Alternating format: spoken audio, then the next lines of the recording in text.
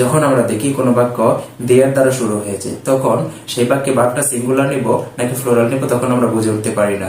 আজকের এই রুলসটা দেখে আমরা একদম ক্লিয়ার হয়ে যাব। দেখুন, যদি আমরা দেখি কোনো বাক্য দেয়ার দ্বারা শুরু হয়েছে, তারপর আমরা কি করব, দেয়ার এর পরে যে নাউনটা আছে দেখবো নাউনটা সিঙ্গুলার নাকি ফ্লোরাল। নাউনটা যদি হয় সিঙ্গুলার তাহলে ভার্বটা দেব সিঙ্গুলার, নাউনটা যদি হয় ফ্লোরাল তাহলে আমরা ভার্বটা দেব ফ্লোরাল।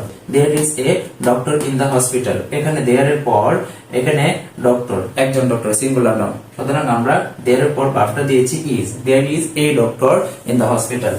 দ্বিতীয় বাক্য দেখুন, দেয়ার আর মেনি ডক্টরস, এই দ্বিতীয় বাক্যে কিন্তু দেয়ার দ্বারা বাক্য শুরু হওয়ার পরে many doctors in the hospital, এখানে মেনি ডক্টরস ফ্লোরাল হওয়ায় এখানে আমরা ইন্টারোগেটরি দেয়ার এর পর ভার্বটা নিয়েছি ফ্লোরাল। অর্থাৎ আমার কথা হচ্ছে আমরা এই রুলসটা অনুসরণ করব। যদি দেখি কোনো বাক্যের সাবজেক্টের জায়গায় এই দেয়ার স্থান গ্রহণ করেছে তাহলে আমরা এই স্ট্রাকচারটা অনুসরণ করব।